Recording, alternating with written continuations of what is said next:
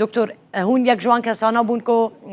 شر روس سوریه به تایبتی و گلکی دشوپاند که ایران هفت پیمان سرکه سوریه بون هاج ایران بخواه راستی وی شری هاتیه ایران چاوا وی شری خلاص ببه استغفرز ترج بنيري دلارا الباور ناكم ايران جوي شري خلاص في حتى جو حما برجواندي امريكي اسرائيل بيك نويني اف خسارتها هاي مظن ياغو اسرائيل دانيا وامريكا كسر دوام كريا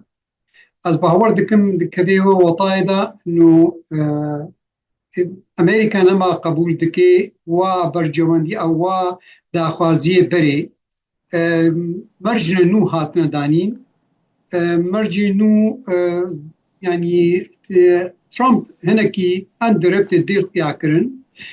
وشاندن قالك بلكي بابررونن حتى شاندك ايراني بلكي هاري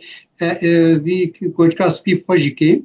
بس وقتي جو هاري كوچكا سبي دمك جو او كسي جو كاربن برياري بدن وامزبكن بالغور داخوازي مرج ايران مرج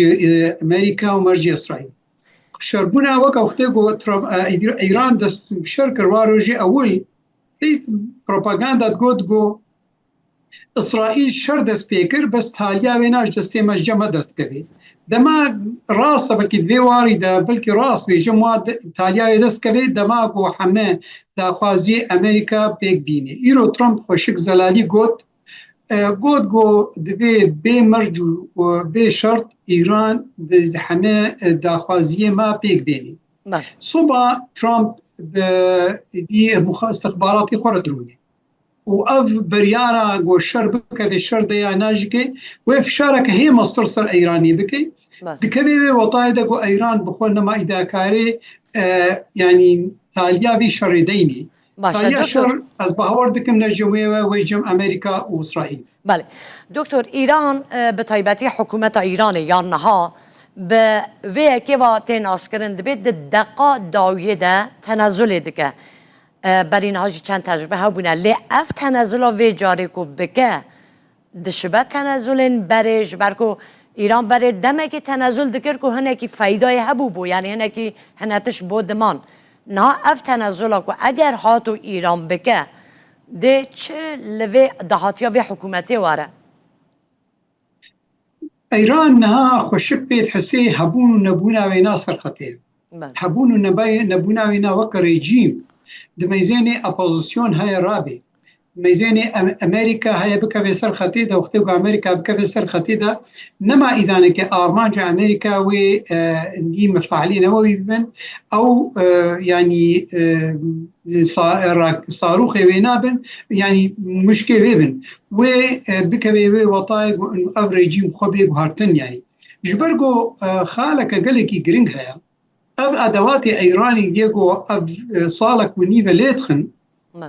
خوش بزنن گو صبح وقتی گو به سکناندن دیسانه که ایران سر قواتا خود من ابریجیم بمینه های دیسانه که آریکاری جواب یعنی ادوات عربی میرن و امریکا خوشک دراست دکه جو وقتی گو حکومت خمینی هاتی آیت الله یعنی آیت الله حکم دکنش صحرا هفته ونها حتی رجا ایرو آشتی نکتی رجلاتی ناوینده يعني دسبيك إذا سفارات أمريكية قرتن فيش الشهر 8 صالة بعراق ركر ولو صدام جو أنا شدر صدام جو أخراب ترو بقلكي لي بيش هنا را بروبليم خصنا عراق إذا بروبليم خصنا بحرين ده وبسعودية وسوريا يعني جهة كدروجلات نادين نمان وحتى أنا بيكي ديك أبشر موجودة دمك أقول إنه ميزين أو ريجيما هاب خبر هابون ونبونا هاي بروبليم أم ميزين إيران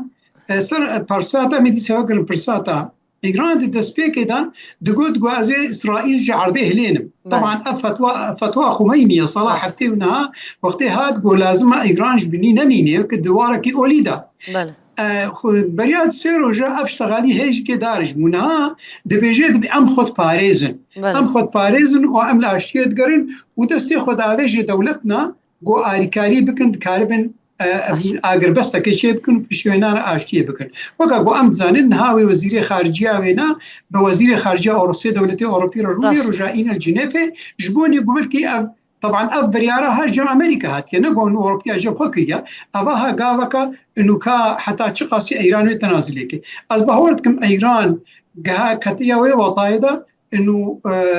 خشك زاني انه نيزيك وقتيكو ترامب بيجيت بازي كميه ناكم شرده اباها نامك قال لك خرطج ايراني را انه ميزنا از هي مجال دمته هي ريد متى هي يعني بريار اشترها وتوري مرجي ما قبول بك باش دكتور چه مجالك بومايا دكتور ببره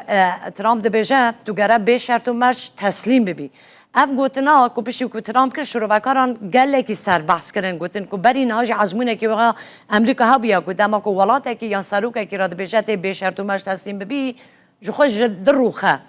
يعني نها حتى او رکتنا کو دخوازن جی پک بینن سیستم ایران اساس تگره تسلیم بونه یا تانی برنامه خوی اتمی را دست بکه که ایران نهاجی پرس کری که ایلگل بیایی گتنه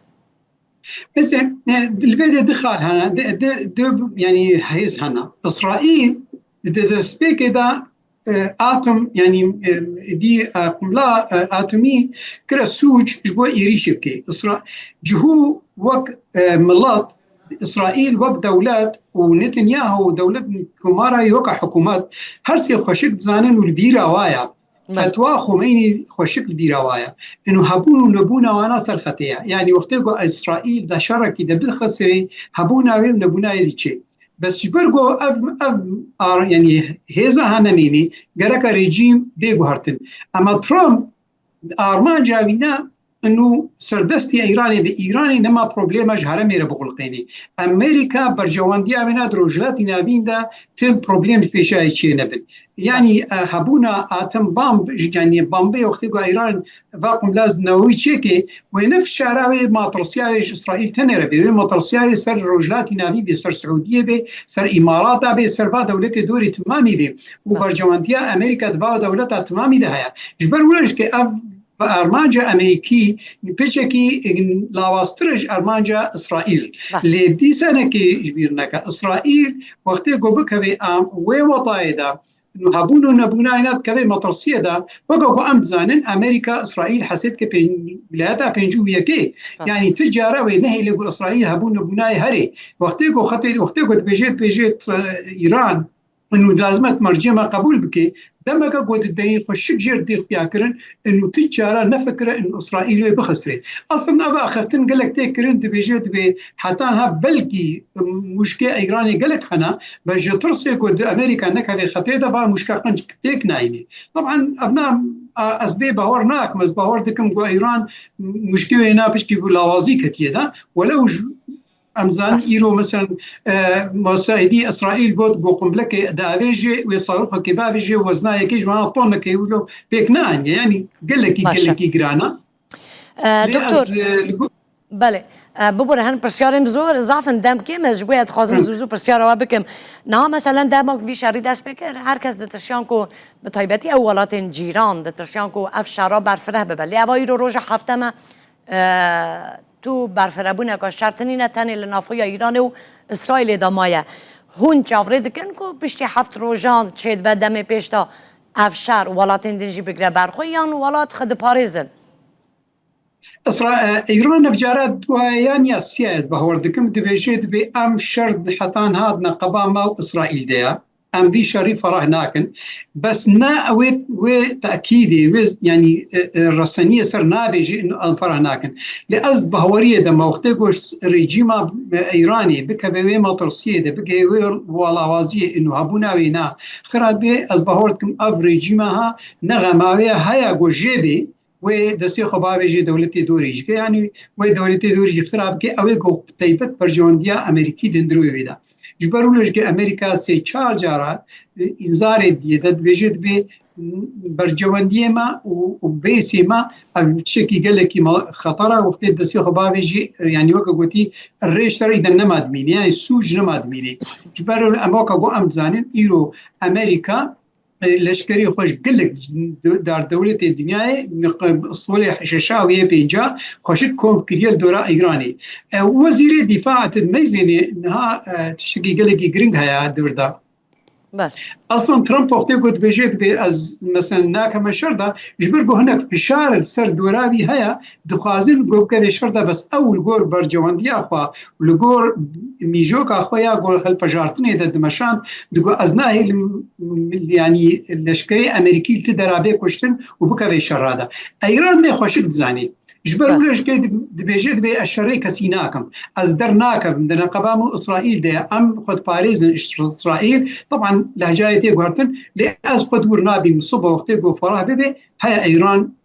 ابناء البرشافايا وامريكي بينا خوش دراستنا وجبر ولش كي تميزين مثلا امارات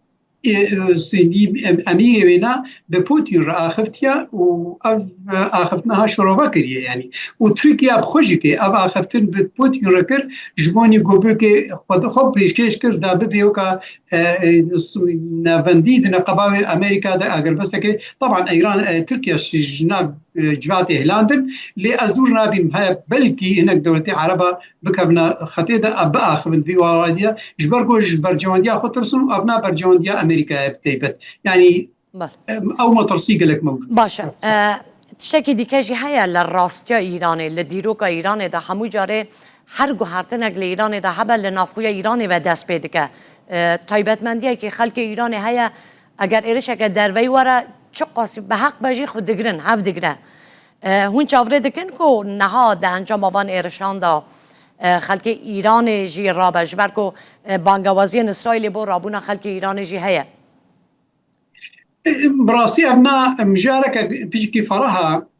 طبعا ابوزيسيونا ايراني هيا ابوزيسيونا ايراني لوبيه بالامريكا قال لك خرطه ولوبيه بين رولك قال لك مظن ليس لفيدري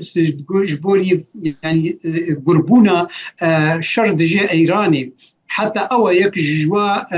ميثودي جو ترامب دفع التحفيني يا كونغرس تحفيني جبوني ترامب انا كده ايريشي ايراني بكي لوبيها اپوزيسيونا ايراني وكو ام تمام زانن اپوزيسيونا انا يهيزا كرد قلي خرطه هيزا كعربيه يا بلوجها واذا مثلا هيزي دندرو ايراني ده هنا وكا يعني